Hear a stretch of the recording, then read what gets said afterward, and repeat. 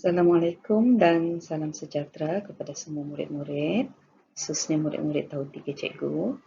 Cikgu harap semuanya berada di rumah dalam keadaan yang sihat-sihat sepanjang tempoh PKP ini. Okey, pada hari ini kita akan cuba, cikgu akan cuba untuk menerangkan masih unit yang ketiga iaitu manusia bagi tajuk proses pencernaan dan fokus kepada urutan aliran makanan. Okay, untuk lebih jelas, murid-murid boleh merujuk buku teks muka surat 49 hingga muka surat 50. Okay. Okey, seperti yang kita maklum, murid-murid pun semua tahu, setiap manusia dia perlu makan. Okey, supaya dia boleh terus hidup. Kalau tidak makan, manusia akan mati.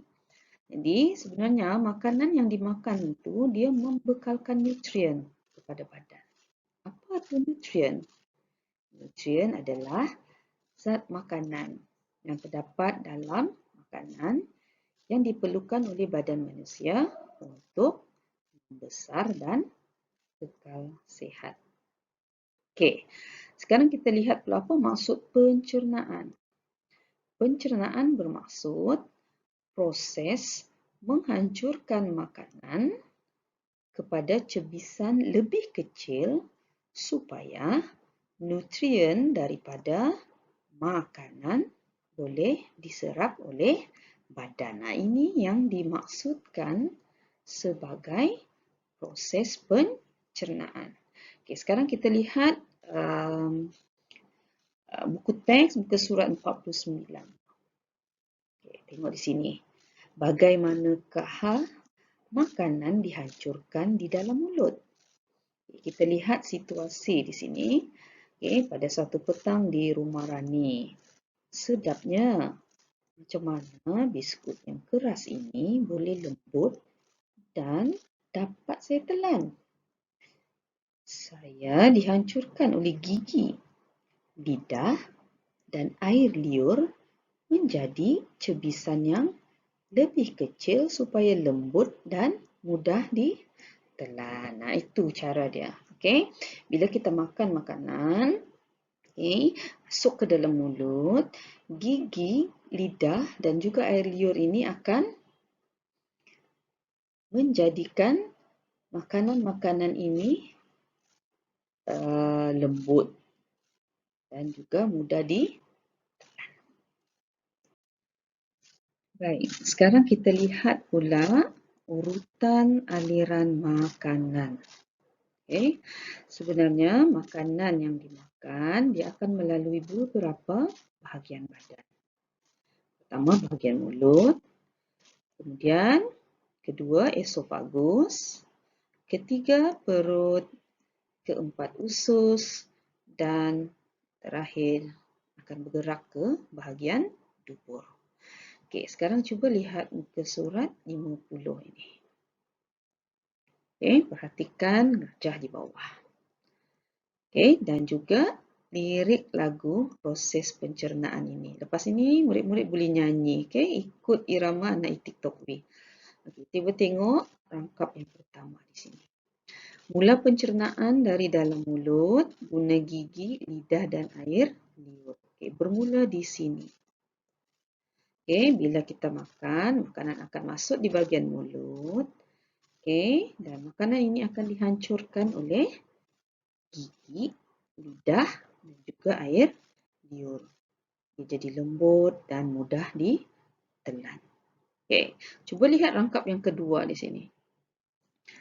Kunyah sampai hancur. Okey, bila dikunyah di mulut tadi sampai hancur, mudah untuk ditelan lalu esofagus.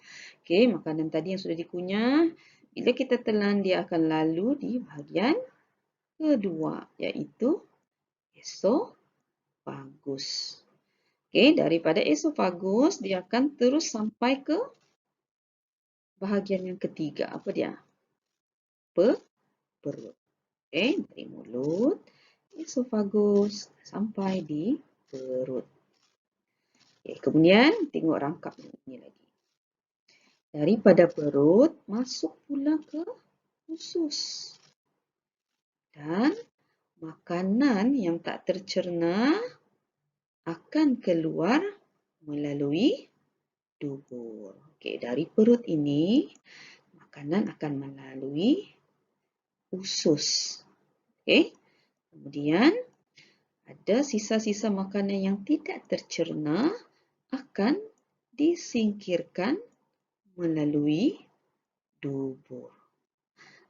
Inilah urutan aliran makanan.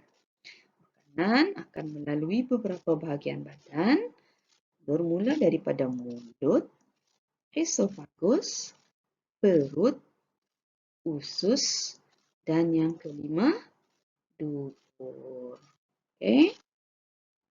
Okey, kalau dilihat pada muka surat 51 ni pula adalah aktiviti Ria, iaitu mengenali bahagian pencernaan. Yang ini cikgu tidak paksalah.